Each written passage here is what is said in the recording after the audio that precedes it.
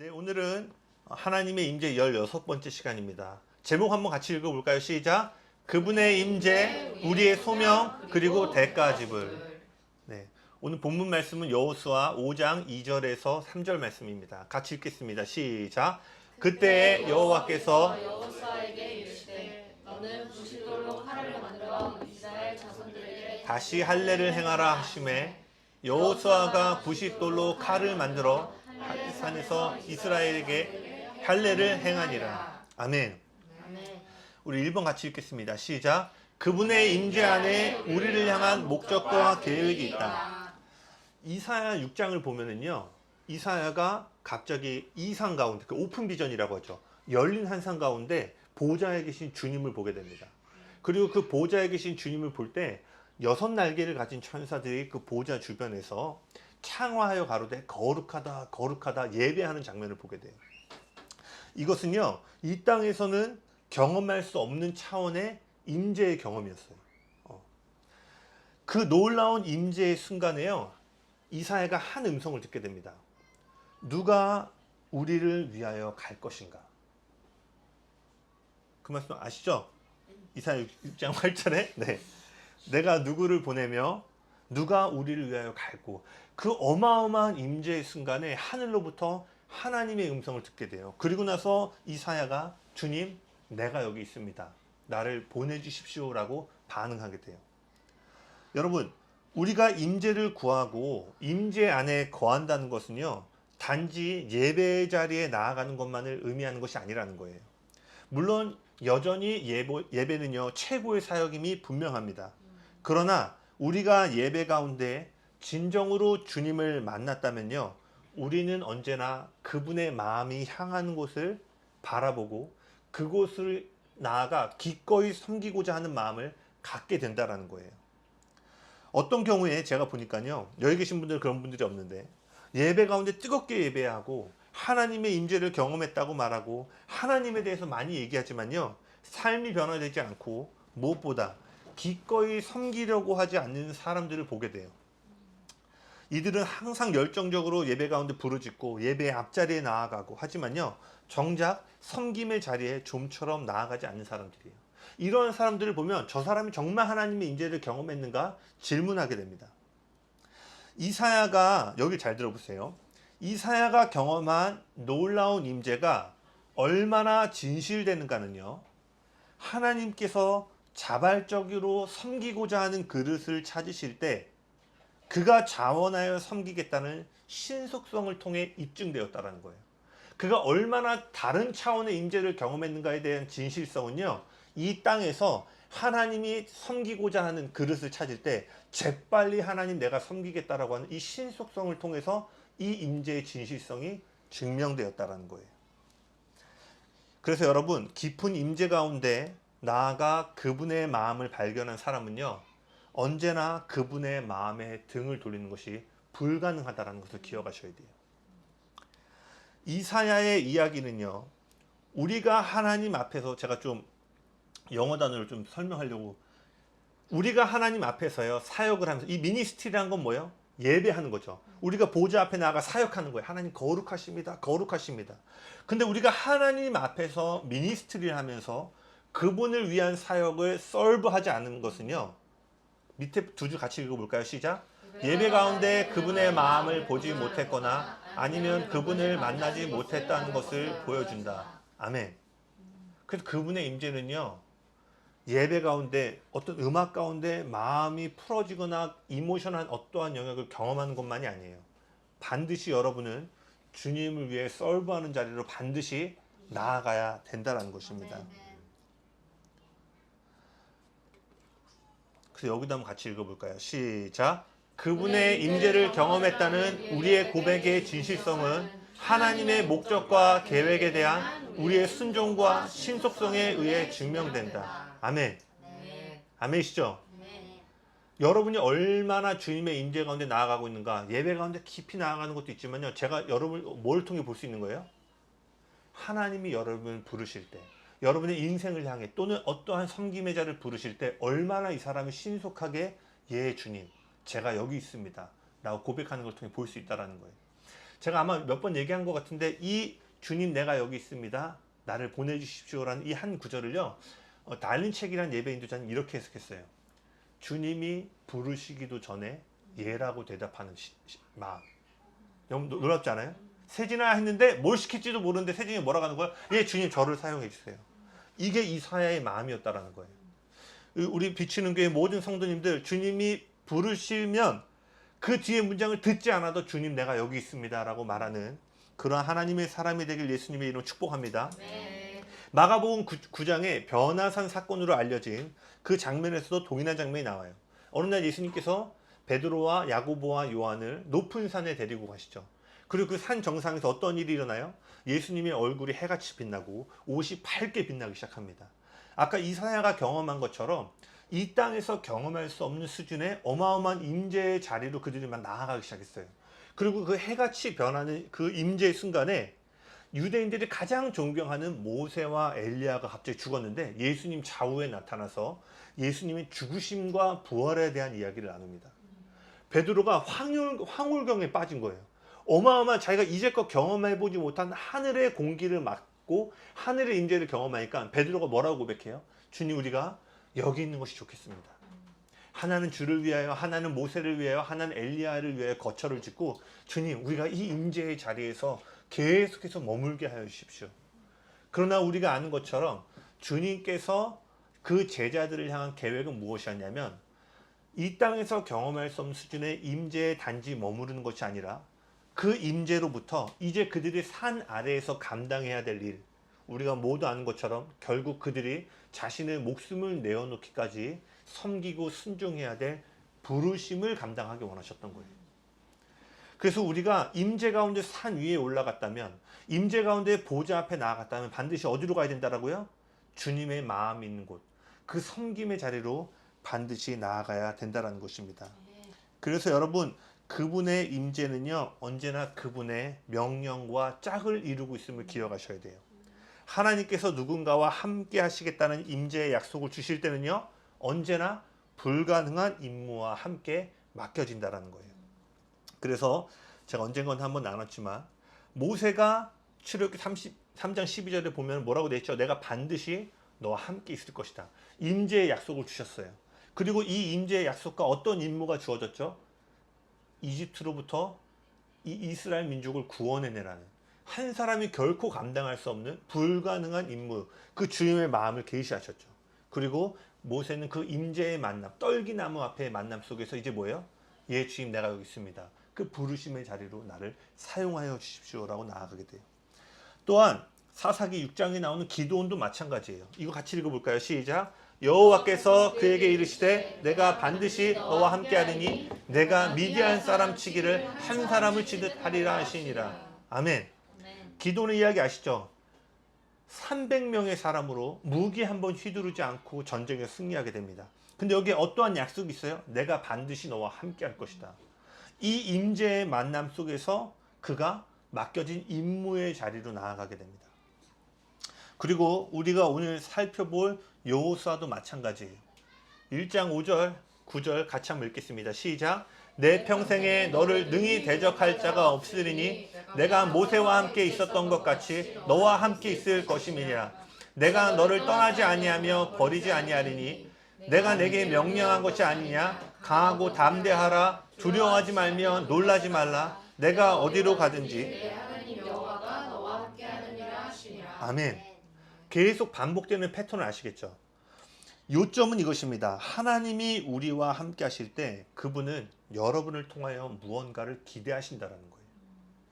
그분은 단지 우리의 지난 일주일 동안 지치고 피곤하고 때론 죄로 넘어진 그 마음들을 위로하시고 회복해 주시기 위해서 임재하는 것이 아니라는 거예요. 물론 그러한 것들이 그분 임재 안에서 당연히 기대할 것들이지만 우리가 알아야 할 것은 같이 읽겠습니다. 시작. 그분의 임재에는 분명한 목적이 있고 의도하신 결과가 있다는 것이에요. 그래서 이러한 이유로요. 에베소서 1장 17절에 보면은 잘못되어 있네요. 네, 밑에가 잘못되어 있는 거 9절은 맞습니다. 아마 많은 분들이 아실 거예요. 우리 주 예수 그리스도의 하나님 영광의 아버지께서 지혜와 계시의 영을 너에게 주사 뭐라고 되어 있죠? 하나님을 알게 하시고. 이것은 뭐예요? 그 임재에 대한 간구예요. 하나님 그 임재 안에서 당신이 누구신지 우리의 눈을 열어서 보게 하여 주십시오. 그런데 이어지는 18절은 뭐예요? 우리에게 맡겨진 부르심. 이 땅에서 우리가 감당해야 될 임무가 무엇인지 그 소망과 능력과 영광을 우리에게 계시해 달라고 기도해요. 바울이 알았던 거예요. 눈을 열어 그분을 보게 되면 우리가 감당해야 될 부르심의 소망의 자리로 반드시 나아가야 된다는 것을. 그래서 여러분이 그분의 임재의 자리에 나아갈 때 여러분은 반드시 이 땅에 여러분이 태어나고 여러분이 감당해야 될 부르심과 목적을 발견하고 더 나아가 뭐예요? 그것을 섬기는 자리로 나아가게 된다는 것입니다. 그래서 아까 읽었던 1번처럼요. 그분의 임재 안에는요. 여러분을 향한 목적과 계획이 심겨져 있다라는 거예요. 그리고 다음입니다. 같이 한번 읽어볼까요? 시작. 임재 안에서 발견한 길을 따라가려면 대가 지불을 해야 한다. 제가 많이 인용하는 보네포의 말, 구원은 공짜지만 제자의 삶은 전생애를 걸어야 한다.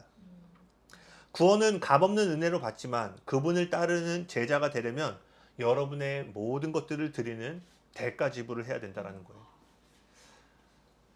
여기 계신 분들은 이미 저와 함께 그런 희생의 자리로 나아가고 계신 분들이지만 여러분도 한번 질문해 보시겠어요? 오늘날 교회가 그리스도인들이 힘을 잃어버린 것 중에 하나가 희생 없는 복음 때문은 아닌지 모르겠어요.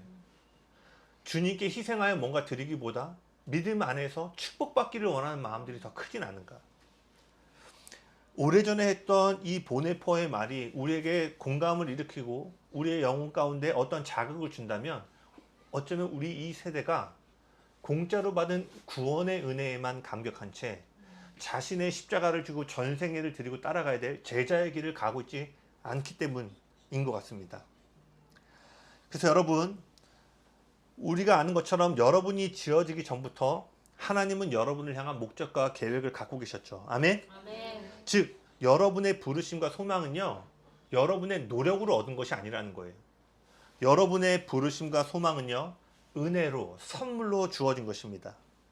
그러나 그 소명에 동참하고 그 소명을 이루기 위해서는요, 반드시 대가 지불을 하셔야 된다는 거예요. 여러분, 저를 따라 한번 고백해 보시겠어요? 소명은 절대로 우연히 이루어지지 않는다. 우연히 이루어지지 않는다. 살다 보면 교회에 빠지지 않고 꾸준히 다니다 보면 나를 향한 부르심이 언젠가 이루어지겠지? 절대 그렇지 않아요. 제가 늘 입에 달고 달치 물어보는 질문이 뭔지 아세요? 뭐죠? 부르심. 맞아요. 오늘 미나가 그러더라고, 와이프가. 여보, 그걸 왜 이렇게 많이 물어봐? 뭐 언젠가 아름 형제 호수공에서 만났어. 아름 형제 얘 뭐 하고 싶어요? 철이 형제한테 제가 맨날 묻는 거야. 철이 형제 뭐 하고 싶어? 둘이서 편하게 얘기해. 철이 남은 인생 우리 뭐 하고 싶어? 뭐 이러면서 제가 이 질문 안 들어보신 분 없으시죠? 네. 왜 제가 이걸 묻는 거예요? 이 땅에 태어난 목적과 부르심을 발견해야 되고 그것에 대한 단호한 대가 지불을 해야지만 우리 안에 심어진 잠재력의 씨앗이 꽃을 피우고 열매를 맺을 수 있기 때문이에요. 그래서 저랑 오래 교제해 보신 분들은 저놈의 부르심이라고 할 거예요. 또 저놈의 부르심. 내가 저 소리 안 들으려고도 찾아야지. 네. 여러분 인생 가운데 부르심을 반드시 발견하기 바랍니다. 아멘. 누군가 여러분에게 질문할 때 제 부르심은 이것입니다. 라고 하는 담대한 그 확신이 여러분한테 있길 바라요. 여러분, 방금 우리가 고백했던 것처럼요. 여러분에게는요. 은혜의 부르심의 씨앗이 심겨져 있어요. 그러나 그 씨앗은요. 절대로 우연히 발견되지 않습니다. 제가 사역 가운데 경험한 건 뭐예요? 20대 때 소명을 발견하지 못한 사람은요. 30대 때도 발견하지 못해요. 20대 때 발견 못한 사람과 30대 때 발견 못한 사람과 40대 때 발견 못한 사람은요. 모두가 동일한 질문 가운데 나아가게 된다는 거예요. 그리고 제가 부족하지만 50대까지도 사역을 해봤거든요. 조이프리스 때. 근데 그 50대가 돼서도 부르심을 발견하지 못한 사람은요. 30대, 20대가 하는 고민과 똑같은 질문을 하게 돼요. 심지어 어떤 사람은 모든 형편이 나아졌음에도 불구하고 채워지지 않는 빈 공간으로 인하여 남은 인생을 어떻게 살아야 되는가에 대한 질문을 하게 돼요. 아마 딱 40대 언저리에 이르신 분들은 제 이 말이 더 깊이 오실 거예요. 20대 때 재범이 때야 찾아가고 이것도 해보고 저것도 해보면서 발견해가지만 40대가 가까이 오면 어떻게 돼요? 이것도 해보고 저것도 해보고 나이가 아니죠. 왜냐? 이것도 해보고 저것도 해봤으니까.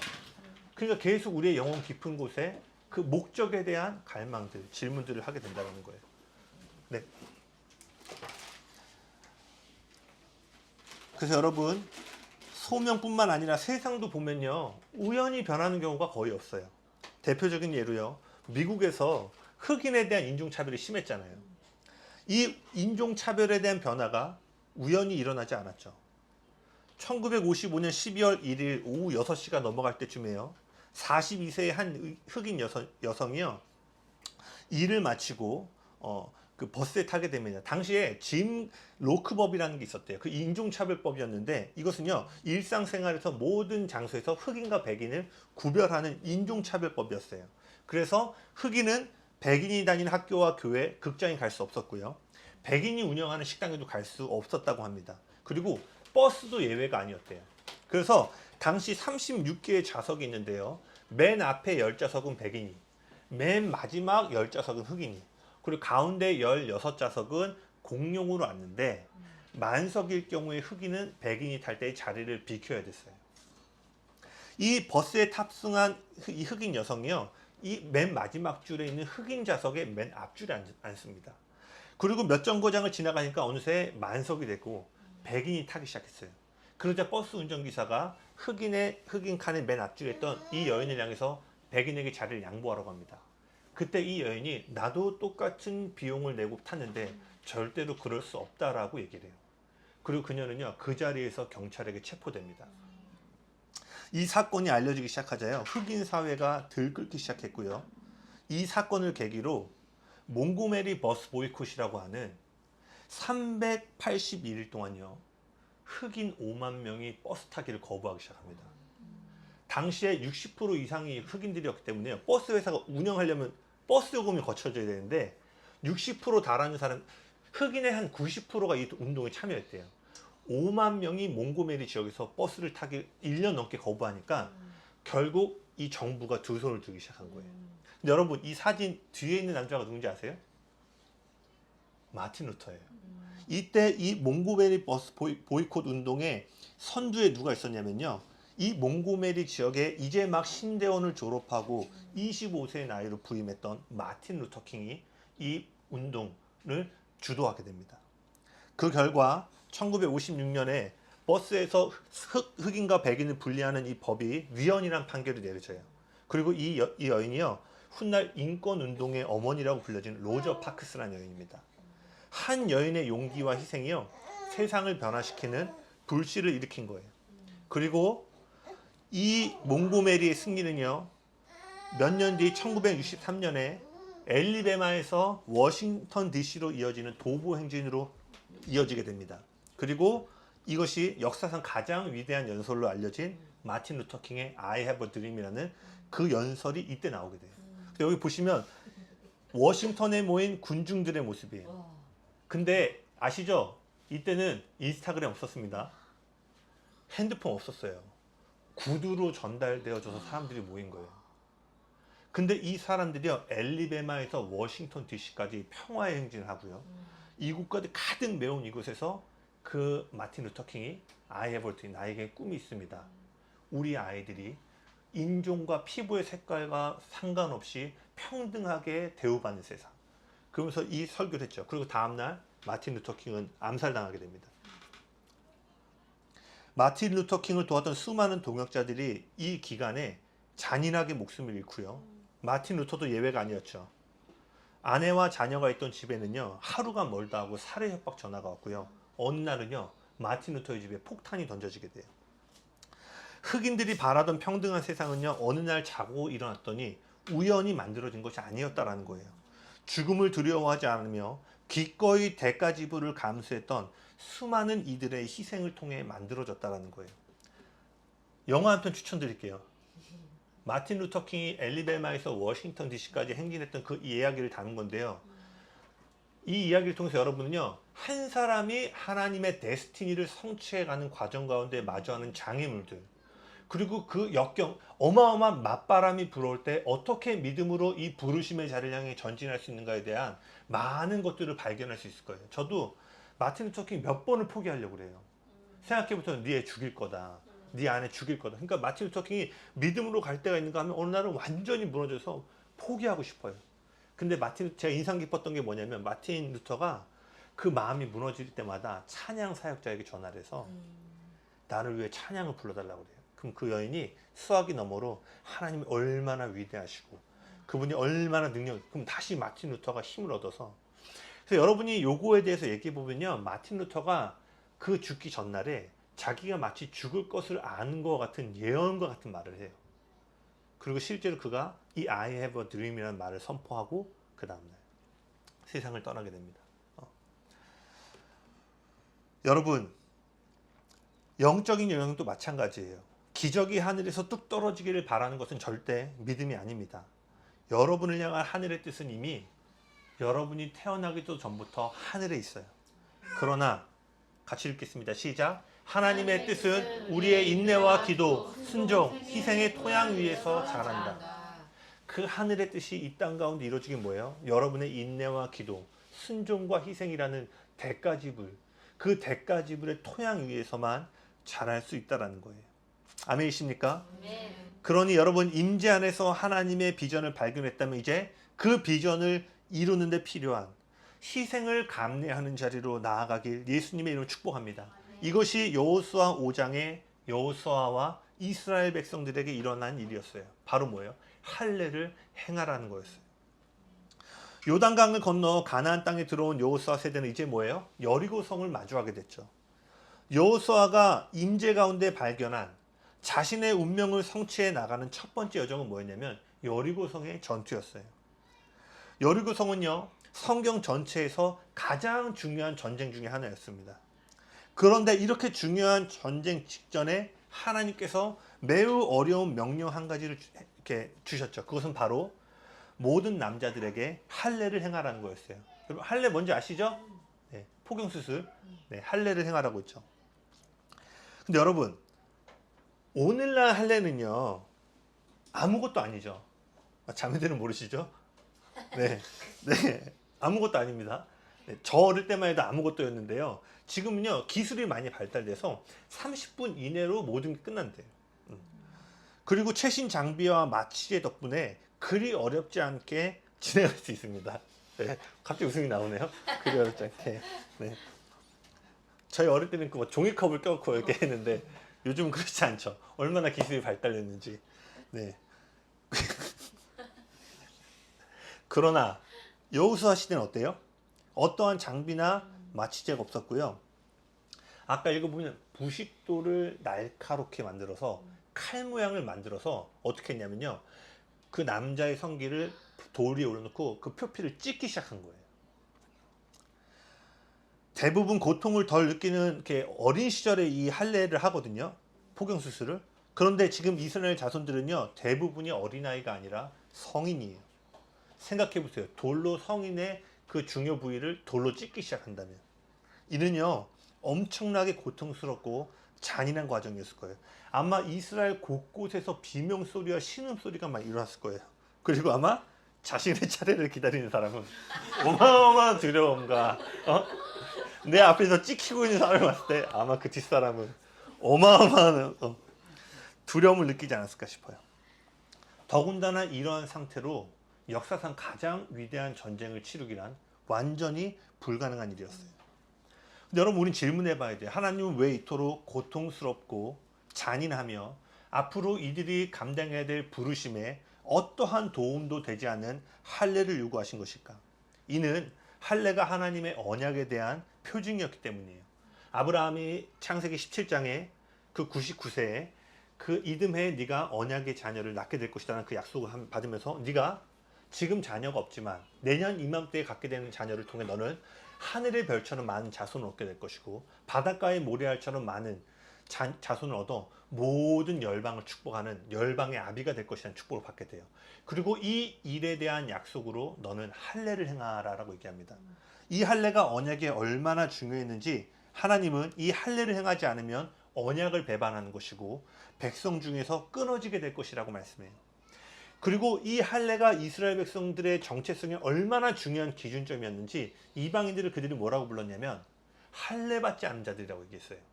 즉 이방인과 이스라엘의 백성을 가르는 기준점이 뭐였냐면 할례였다라는 거예요. 할례는 하나님의 백성이자 언약 공동체의 백성이라는 표식이었던 거예요. 그래서 하나님은 가장 위대한 전쟁 앞에 그들이 이 언약에 동참하는 표징을 갖기 원하셨던 거예요. 이스라엘은요, 광야에서 어떻게 음식을 공급받았죠? 하늘로부터 음식을 공급받았죠. 그리고 반석에서 물이 나는 경험을 했어요. 그리고 며칠 전에는요, 요단강이 반으로 갈라져서 모든 이스라엘 백성이 그 강 중앙을 지나가는 말도 안 되는 기적을 경험했습니다. 여러분 생각해 보세요. 여리고성을 앞에 둔 이스라엘 백성들 마음이 어땠을까요? 아마 당장이라도 여리고성을 무너뜨릴 만한 어마어마한 용맹함과 믿음으로 가득 채워져 있을 거예요. 여호수아 4장인가를 보시면은요, 그들의 이 믿음과 그들의 이야기가 얼마나 외쳐졌으면은요, 기생 라합의 집에 들어갔을 때 그 여인이 뭐라고 하냐면, 여리고성에 아는 여인이 이 백성 거민들이 너희들로 인하여 지금 마음이 녹아내릴 정도로 지금 떨고 있다라고 얘기를 해요. 그러니까 안으로도 그 사람들은 두려워하고 있고요. 이스라엘 백성들은 어마어마한 기적의 체험을 통해서 당장의 여리고성에 들어가 이길 만한 믿음과 담대함이 있었다는 거예요. 그런데 하나님이 난데없이 그들에게 할례를 요구하신 거예요. 이것은요, 그들의 불타오르는 용맹함에 마치 찬물을 끼얹는 것과 같은 말씀이었습니다. 이 이야기가 우리에게 말해주는 중요한 사실은요, 하나님께서 여러분을 통해 역사하시기 전에 하나님은 여러분 안에서 먼저 역사하신다는 거예요. 바울은 에베소서 3장 20절 말씀 같이 읽어볼까요? 시작. 우리 가운데서 역사하시는 능력대로 우리가 구하거나 생각하는 모든 것에 더 넘치도록 능히 하실 이에게. 아멘. 여러분의 생각과 갈망을 초월하는 하나님의 역사는요, 언제나 여러분 안에서 역사하시는 하나님의 능력에 의해 결정된다는 거예요. 아멘이십니까? 네. 여러분의 내면의 역사가 여러분이 감당해야 될 외면의 역사의 크기와 질을 결정한다는 거예요. 즉 이 이야기는요, 우리가 올바른 동기나 믿음을 갖고 있는 것만으로는 부족하다는 사실을 보여줍니다. 올바른 동기와 믿음은요, 언제나 올바른 방법을 통해 나타나야 된다는 거예요. 여호수아보다 먼저 앞서서 이런 할례 요구를 받은 인물이 있었는데 바로 모세였어요. 앞서 살펴보았듯이 모세가 출애굽기 초반에 보시면 떨기나무 가운데서 하나님을 만나고 부르심을 받게 되죠. 그래서 그 부르심을 따라서요, 모세가 이집트를 향하기 시작합니다. 그런데요, 4장 24절 같이 읽겠습니다. 시작. 모세가 길을 가다가 습소에 있을 때 여호와께서 그를 만나사 그를 죽이려 하신지라. 분명한 하나님의 놀라운 만남을 경험했고요, 이제 자신이 태어난 부르심과 목적을 발견했어요. 그리고 기꺼이 주님, 내가 말도 못하고 뭐 못하고 했지만 결국 순복하여서 내가 그 모든 일에 대가 지불하겠습니다 라고 하고 부르심을 따라 가고 있는데 갑자기 하나님이 나타나서 그를 죽이려고 합니다. 그의 아내 십보라는요, 이 모든 일이 그 첫째 아들에게 할례를 행하지 않은 데서 비롯된 것을 깨닫고요, 서둘러서 칼을 가져와서 그 첫째 아들을 할례를 행합니다. 그리고 그제서야 하나님이 심판의 칼을 거두고 떠나시게 돼요. 모세는 놀라운 만남과 분명한 방향성을 갖고 나아갔지만 뭐예요? 할례를 행하는 올바른 방법에서 벗어나 있어서 부르심으로부터 단절될 위험에 처하게 되었다는 거예요. 다윗에게도 이런 일이 일어나죠. 다윗이 온 이스라엘의 왕이 되고 나서 첫 번째로 행했던 일, 언약궤를 예루살렘으로 모시고 오는 일이었죠. 다윗이 이 언약궤를 얼마나 소중하게 여겼냐면 이 작은 법궤 하나를 옮기는 일에 3만 명의 예배자들과 스태프들을 동원합니다. 이는 다윗이 하나님의 임재를 향해 얼마나 열정적인 마음을 품고 있었는지를 보여줘요. 그러나 언약궤를 이동하는 중에 수레가 흔들리고 언약궤가 떨어질 뻔하자 우사가 손을 얹고 이 일로 인해 우사가 그 자리에서 즉사하게 됩니다. 언약궤 이동은 완전히 실패하게 돼요. 질문해 볼게요. 다윗의 마음이 잘못되었나요? 아니요. 그 언약궤를 향해 누구보다 가장 큰 사랑의 마음과 올바른 동기와 마음을 갖고 있었어요. 그런데 문제는 뭐예요? 언약궤를 옮기는 방법에 있어서 레위인들만이 언약궤를 쥐고 옮겨야 된다라는 하나님의 말씀이 아니라 스레의 언약궤를 이동한 이방 민족의 방법을 따랐던 데 있었던 거예요. 여러분 기억하십시오. 여러분이 주님을 향해 올바른 마음을 갖고 올바른 방향성을 갖고 있다 할지라도요. 올바른 방법으로 그것을 이루지 않는다면 부족하다라는 거예요. 그래서 여러분 같이 읽겠습니다. 시작. 약속의 땅은 오직 순종의 칼을 든 자들만이 들어갈 수 있다. 아멘. 그리고 이 순종은요. 언제나 세상이 보기에 어리석게 보이기 때문에요. 하나님은 언제나 이 어리석은 순종을 할 수 있는 사람들을 통해 당신의 뜻을 풀어가신다는 걸 기억하시길 바랍니다. 그리고 여기서 한 가지 더 살펴보기 원하는 것은요.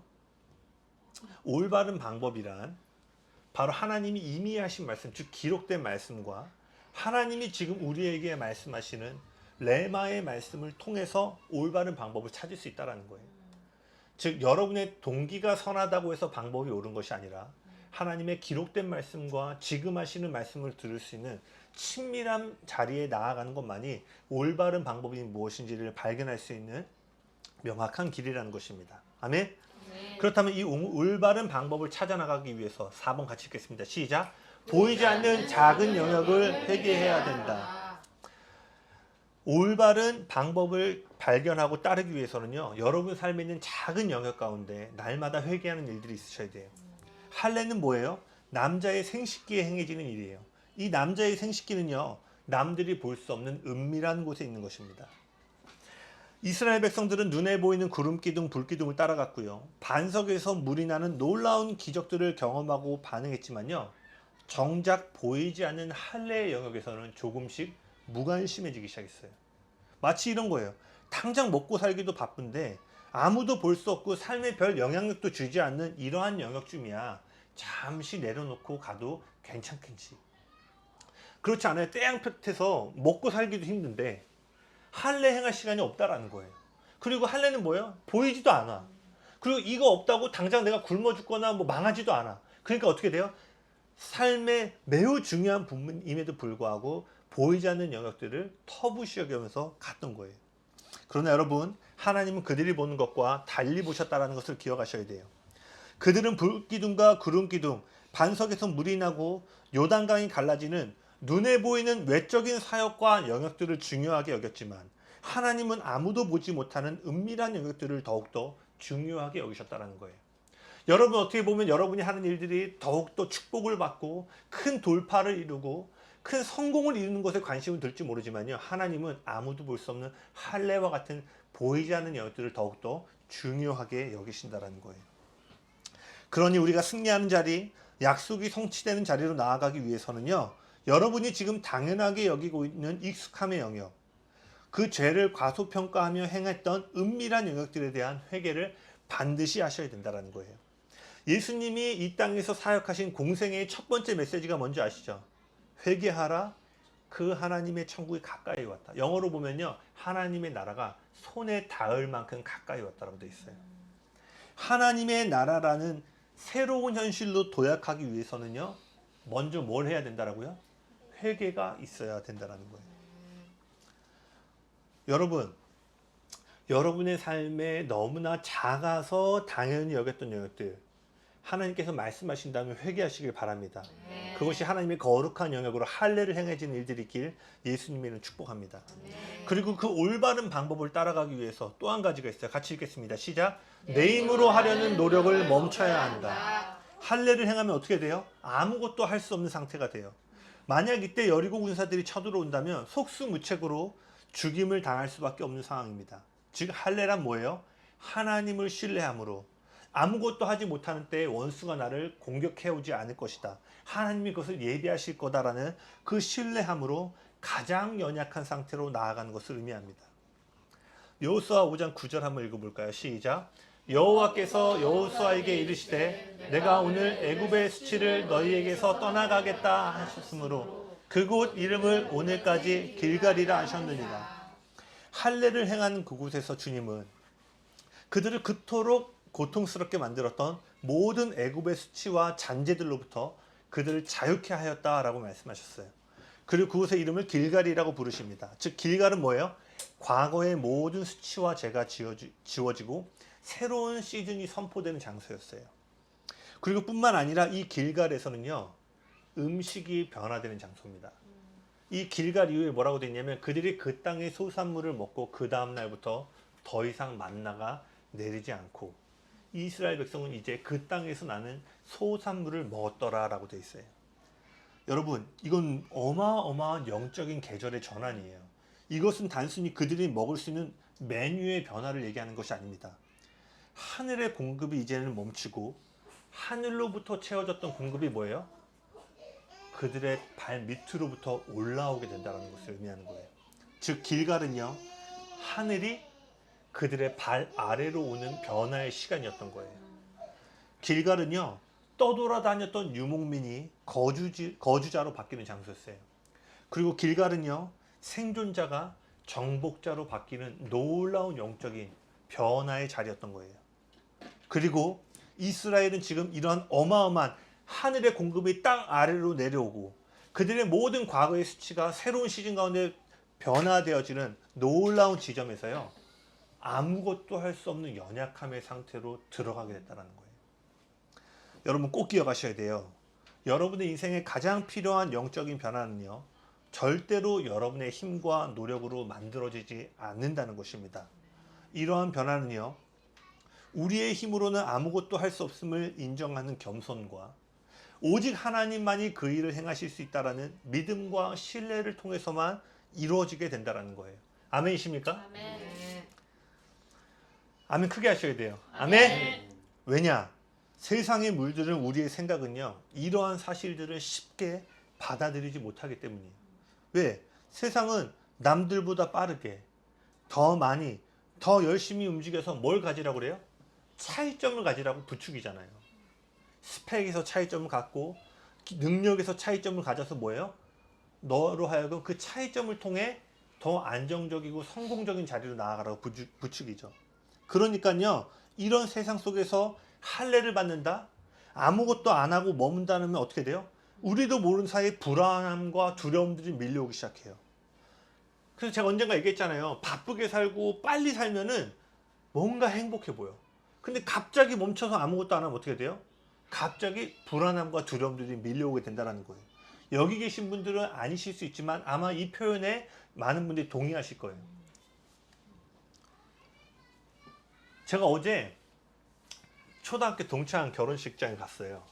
그 진짜 한 십수년 만에 만난 친구들이 많았는데, 너 요즘 뭐해? 했을 때 뭘 하고 있는 친구들은 나 뭐해? 뭐 이렇게 얘기하는데, 뭐를 좀 안 하고 있거나 잠시 쉰 친구들은 약간 쑥스러워. 뭔지 아시죠? 나 왜냐 나이가 이제 한 40 정도 됐으니까 나 뭐 그냥 뭐 이렇게 남의 돈 받아 먹고 있지 뭐 이러고, 그래서 뭐해? 뭐 하면은 뭐 이렇게 얘기하는데 딱 나눠지더라고. 어떤 친구 나 지금 와인 수입하고 있고 뭐 이렇게, 뭐예요? 내가 뭔가 활동하지 않는 것에 대해 수치심과 부끄러움을 주는 문화 가운데 있다라는 거예요. 그러니 여러분이 이것을 성경적으로 동의한다 할지라도 결정적이고 중요한 순간에 할례 받는 것처럼 멈춘다? 쉽지 않다라는 거예요. 그래서 여러분, 다시 한번 제가 선포할 때 아멘을 크게 고백하시길 바라요. 새로운 영적인 변화는 여러분의 힘과 노력으로 만들어지지 않습니다. 이전에 없던 변화와 하나님의 놀라운 은혜를 경험하기 원한다면 제 힘으로 만들고자 하는 노력을 멈춰야 한다는 거예요. 아무것도 할 수 없는 할례의 자리로 먼저 나아가셔야 된다는 거예요. 그리고 그 뒷단에 여러분의 수고와 열심이 붙어야 된다는 거예요. 이는 자발적인 멈춤의 자리로 나가는 것입니다. 제가 말하는 것은요, 정말 아무것도 할 수 없어서 무능력해서 가만히 있는 상태를 말하는 것이 아니라, 내가 무엇인가를 할 수 있음에도 불구하고 하나님이 능히 하실 수 있음을 신뢰하는 능동적인 상태를 의미하는 거예요. 이해되시죠? 내가 정말 아무것도 할 게 없어서 가만히 있는 거는 할례가 아니에요. 그런 사람 더 열심히 움직이세요. 갈고 닦으시고. 내가 정말 아무것도 할 게 없어. 그게 할례가 아니라 할 수 있음에도 멈추는 거예요. 그러니 여러분 같이 읽겠습니다. 시작. 얻고자 한다면 먼저 버려야 한다. 요단강을 건너게 하시는 하나님의 능력을 믿을 뿐만 아니라 그분이 우리를 통하여 행하실 수 있도록 희생과 순종의 태도를 가지셔야 된다는 거예요. 하나님은요, 당신의 약속을 이루시기 전에 그 약속을 성취하는 데 필요한 희생과 순종, 그것을 방해하는 요소들을 반드시 제거하십니다. 기억하셔야 돼요. 여러분 삶에 베어져야 될 포피들을 주님은 결국 간과하지 않으시고 반드시 칼을 내신다라는 거예요. 그 방해 요소는 언제나 외적인 요소가 아니에요. 내가 재정적으로 조금 어렵네, 뭐가 안 되네, 우리 가정이 이런 데가 아니라 그 모든 요소는요 사실 우리 안에 있습니다. 그래서 아까 얘기했던 것처럼요, 하나님은 여러분 눈에 보이는 돌파를 이루시기 전에 반드시 여러분 안에 돌파를 먼저 이루신다라는 거예요. 왜냐? 잠언 4장 23절의 말씀처럼 무릇 지킬 만한 것 중에 내 마음을 지키라. 생명의 근원이 너의 마음 안으로부터 나온다 라고 말씀하셨기 때문이에요. 주님은 우리를 약속의 땅으로 이끄시기 전에 여러분의 데스티니가 풀어지는 그 일 전에요, 반드시 베어내기의 과정을 행하신다는 사실을 기억하셔야 돼요. 왜냐? 이런 베어내기의 과정이 없으면요, 하나님이 앞으로 여러분의 인생 가운데 주실 것들을 온전히 받아낼 그릇이 되지 못하기 때문입니다. 훨씬 더 많은 것이, 담을 수 있는 것보다 훨씬 더 많은 것이 담기면 어떻게 돼요? 그릇이 파괴되기 때문이에요. 그래서 주님은 이 그릇을 넓히시는 과정으로 반드시 베어내기의 과정을 두신다라는 거예요. 때로는요, 이 베어내기는요, 여러분에게 주신 하나님의 목적, 그 비전을 위해 여러분의 꿈을 죽이시기까지도 한다라는 거예요. 여러 차례 얘기한 것처럼요, 하나님의 나라는 언제나 자아의 죽음을 통해서만 이 땅에 풀어질 수 있기 때문이에요. 여러 차례 또 제 얘기를 했지만 하나님은요, 이제 돌이켜 보니까요, 저를 통해서 교회를 세우고자 하는 계획을 갖고 계셨어요. 그러나 20대 초반에는요, 제가 저를 향한 이런 하나님의 계획을 조금도 이해하지 못했어요. 당시에는요, 성공한 뮤지션이 되어서 세상 가운데 하나님의 영광을 높이기를 원했어요. 그 다음으로 하나님을 만나고 나서는요, 예배자가 됐고요, 예배자를 세우는 예배자, 그 일에 헌신하기를 위해서 달려왔어요. 그리고 지금 이 자리에 오서 제가 발견하는 건 뭐냐면, 하나님은 예배자를 세우는 것보다 더 큰 꿈과 계획들을 저에게 갖고 계셨어요. 그것은 바로 교회를 세우는 것이었어요. 그런데 하나님이 이 일을 이루어 가심에 있어서 주님은 제가 결코 원하지 않는 일들을 계속 시키셨어요. 그 중에 하나가 양육부서를 담당하는 일이었죠. 그 시간은 저에게 매우 고통스러운 시간이었다고 여러 번 말씀드렸어요. 할 수만 있으면 당장이라도 그 일에서 벗어나기를 원했습니다. 그런데요, 돌이켜보니까요, 그 시간을 통해서 하나님은요, 하나님의 꿈을 이루는 데 필요한 필수적인 부분들을 저로 하여금 배우게 하셨다라는 거예요. 그 시간을 통해요, 저는 자기 자신만을 아는 이기주의, 남들을 돌보는 일에 무관심한 마음, 사람들 안에 있는 존귀함보다는 그 사람이 갖고 있는 능력을 우선시했던 목적 중심의 생각들, 사역 중심의 생각들을 배워내기 시작하셨어요. 이는요, 부싯돌로 만든 칼로 할례를 받은 이스라엘 백성처럼요, 매우 고통스러운 과정이었어요. 여러분이 제 인생을 지금 압축해서 들으시잖아요. 저 정말 힘들었어요. 지금 돌이켜보면 정말 막 집에 와서 너무 하기 싫고, 내가 왜 이걸 해야 되고, 그 저한테는 정말 할례를 받는 시간 같았어요. 그러나 비록 고통스러웠지만요, 그 시간을 통해 제 삶에 없어져야 될 것들이 없어지고 죽어져야 될 것들이 죽어지는 과정들이 일어나기 시작했다라는 거예요. 그리고 이를 통해서 돌이켜보면요, 지금 제가 하나님의 몸을 세우고 영혼들을 다루는 일에 있어서 가장 중요한 요소들을요, 그때 하기 싫은 일들을 통해서 배우게 됐음을 보게 됩니다. 여러분, 언제가 될지 모르지만요, 주님은 반드시 여러분에게 배워내기의 과정을 두실 겁니다. 근데 제가 경험한 건 뭐냐면요, 그 시간이 올 때요, 정말 하기 싫을 거예요. 여러분의 본성은요, 그 배워내기를 밀어내려고 할 거예요.